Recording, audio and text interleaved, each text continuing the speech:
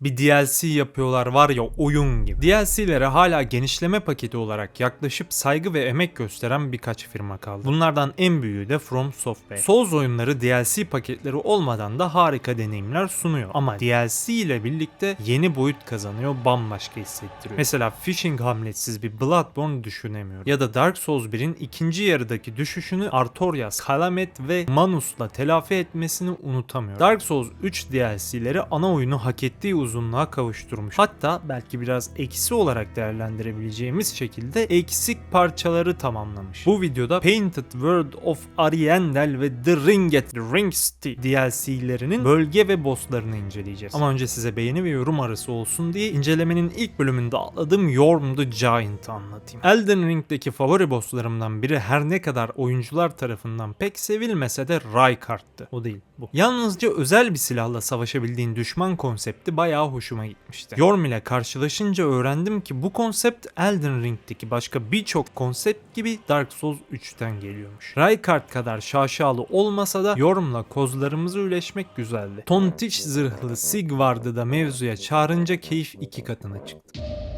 Genelde DLC bölgesine yanlışlıkla gittiğimizde seviyemizin uygun olduğunu varsayar, bir süre hayatta kalmak için çabalarız. Fazla dayak yediğimizi kabullenince de efendi gibi başka bir bölgeye ışınlanıp oyuna devam ederiz. Painted World of Ariandel'de bu olmadı. Uğursuz Gale selam verip başka bir dünyada uyandım. Suç kapatmayan karlarla kaplı iki tepe arasında yumuşacık marşa dayanıklı bir köprü gördüm. Dark Souls 1'deki en çekici lokasyonlardan biri olan Eriemes'in akrabası gibi bir bölge olduğunu sezince lan yoksa dedim, chat'in uyarısıyla DLC olduğuna uyanıp hemen kaçtım bir başka bölgeye. Rüştümü bilimsel formüllerle ispatlayınca geri döndüm. Kimseye akrabalık atfetmeden köprüyü geçtim. Baktım kimsenin bizi ana karakter yerine koyduğu yok. Yıktım köprüyü, indim aşağı. İner inmez ne göreyim? Crystal Cave flashbackleri Ferdi gibi, boya gibi akın etti. Dark Souls 3'ün Dark Souls 1 nostaljisindeki eksik olan taş yerine oturdu. Düşerek ölme ızdırabı. Düşe kalka şampiyonun gassalına vardım. Oyun isteyen minik dostuyla tanıştım. Kolay boss dedim. Bir DLC'den daha fazlasını bekliyor ve istiyordum. Gitgide hayattan umudunu makaslamış Arjantin genci miskinliğine sahip yaratıklarla ve ayrıcalık görmediği için kendini mağdur zanneden militanların agresifliğine sahip evriklerle dövüştüm. Karların üstünde zarifçe yükselen mekanın bodrum katındaki çürümüşlüğünü gördüm. Derhal zemin kata dalıp ne lan buranın hali demeye kalmadan Priscilla'yı andıran Frayda bacı tırpanı sapladı. Onun kalitesinden midir, benim manyamışlığımdan mıdır bilinmez, Dark Souls 3'te karşılaşmayı en sevdiğim boss Sister Frayda oldu. Hesaplanabilir görünmezliği, düşük cezalandırma aralığı ve birisi aktif dinlenme hükmündeki 3 fazı tarafımca hoş bulundu. Frayda devrildi, oyundaki en yakışıklı bölge olan Dreckheap'e gidildi. Dreckheap'e girer girmez düşerek ölme rahatlığı sardı bünyemi. Fall damage'ım resmen uçurumdan düşen İbo'nunki kadardı. Gücüme güç katan eşyalar topladım. Yer çekiminden tam kurtulmuşken ışın atan meleklere ölme ızdırabı baş gösterdi. Tam meleklerden kurtuldum.